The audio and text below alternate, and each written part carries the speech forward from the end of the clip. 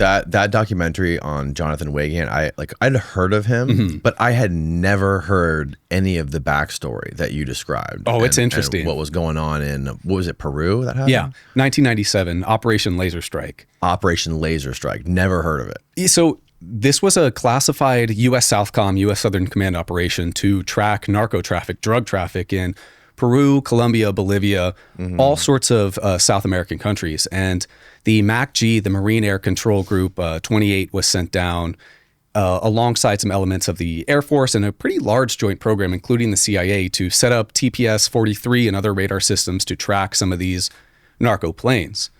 And so Jonathan Weygandt, there's still debate on whether his station was in Pucallpa, Peru, which is kind of central Peru, Iquitos, Peru, which is northern Peru, because he wasn't privy to where he was taken for this radar detachment to track the narco traffic. I personally think this is northern Peru because he just gave a lot of details about the flight time down to Peru, details about time spent on planes. So one morning, late March, early April, he is doing nighttime guard duty.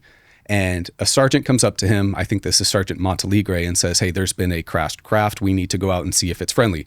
Nothing about UFOs, just a craft crash. This could be a plane. So Weygandt, Sergeant Allen, Sergeant Atkins, and about 7 other Marines all drive in a direction to go find this downed aircraft.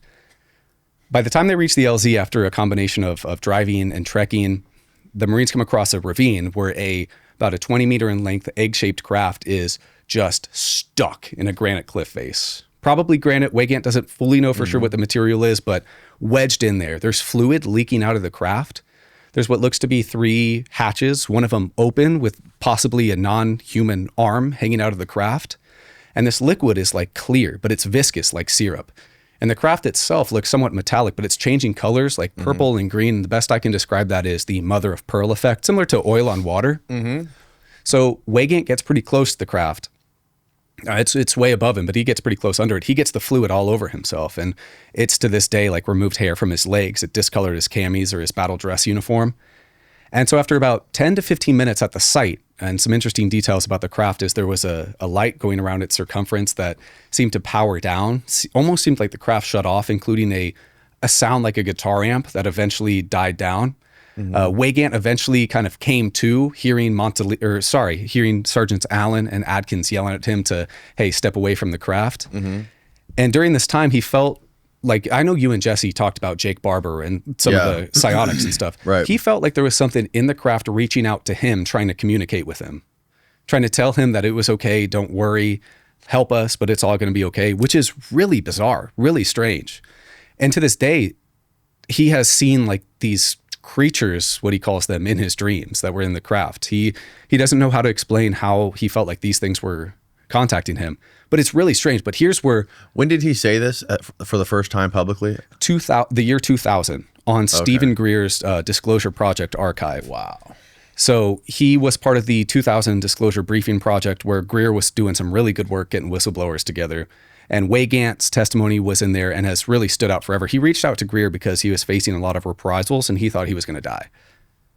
Wow. So there's some stuff he doesn't like talking about, and he didn't really talk about live with me, but stuff like being surveilled, having his money messed with, having, his cars tampered with, and he was just really afraid for his life, so he decided to speak out. But so, how long ago did you talk to him?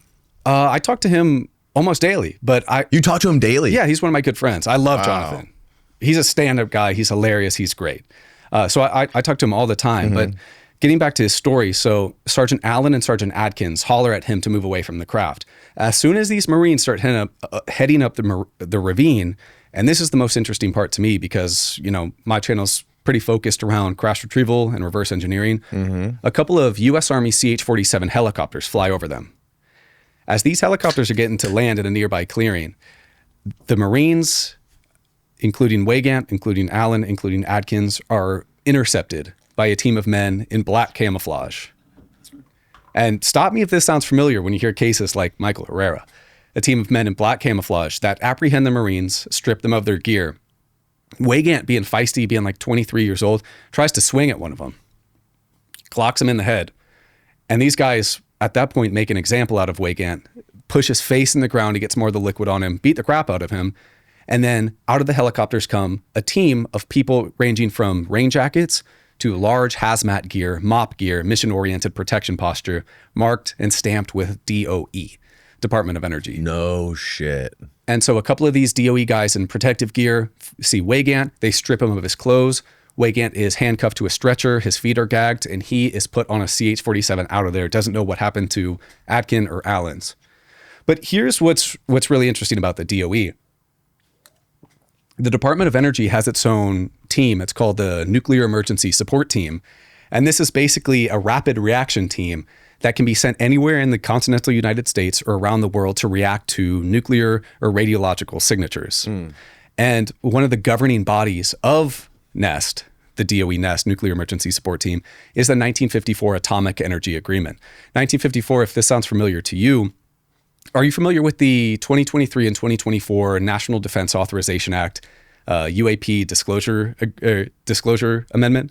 I know I'm familiar with it, but I don't know a lot of the details. Okay, so like a quick side note to that, the UAPDA, which is probably going to be pushed again in the upcoming Senate conference, I hope that gets pushed through. But the whole point of this amendment was to bring forth disclosure of UFO legacy programs hidden within the U.S. Department of Defense and intelligence communities that are housing, exploiting, or reverse engineering technologies of unknown origin, TUOs.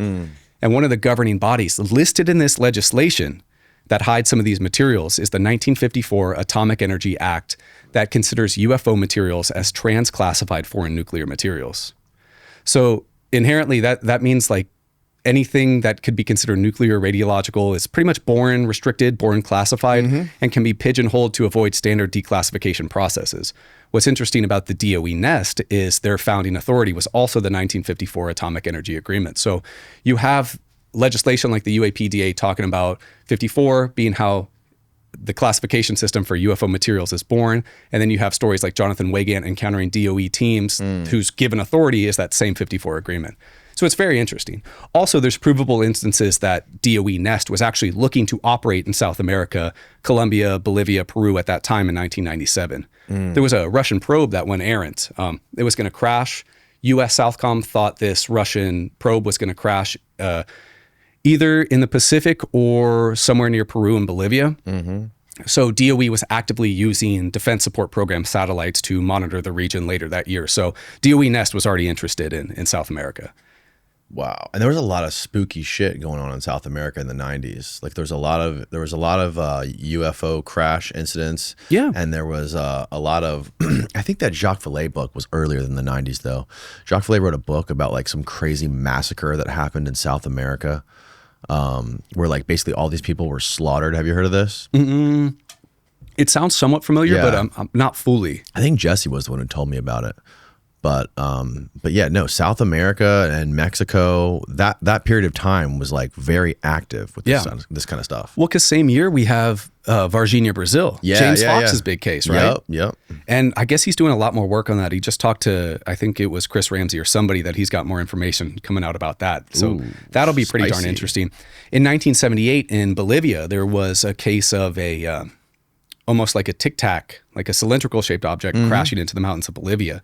A U.S. Air Force team called Moondust, Project Moondust, was dispatched to kind of investigate that region.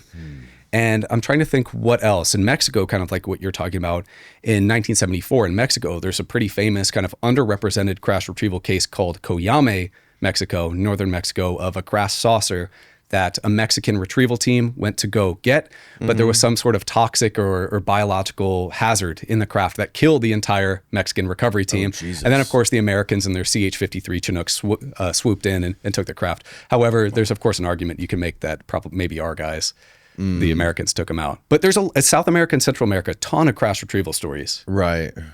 And a lot of marine crash retrieval stories. You have Jonathan Weygandt, you have like the testimony of Michael Herrera, and there are some other whistleblowers who aren't public who have talked about seeing such teams in the continental United States, these black teams with craft. So it's really interesting. And then kind of rounding out the Weygandt story, he was then on the 47 taken to an unknown base, into an underground section of a base where he was held for 2 days. And why was he the only one that was taken out of there? That's a great question. My guess is because he was contaminated with the liquid. Oh. Atkins and Allen did not get covered in the liquid. But the weird thing is Weygand didn't have any like medical tests, right? Because I've hypothesized he was taken to the NAMRU Navy Medical Research Unit 6 in Iquitos, Peru. But it's not like he was subjected to blood drawn, all that stuff. The one weird thing is he was forced to take an anthrax booster right after that, which Michael Herrera also had to take an anthrax booster after that. An anthrax booster? Yeah, and another Marine also had to take like an anthrax booster in 97, which is weird that there's a lot of anthrax boosters right after crash retrieval encounters.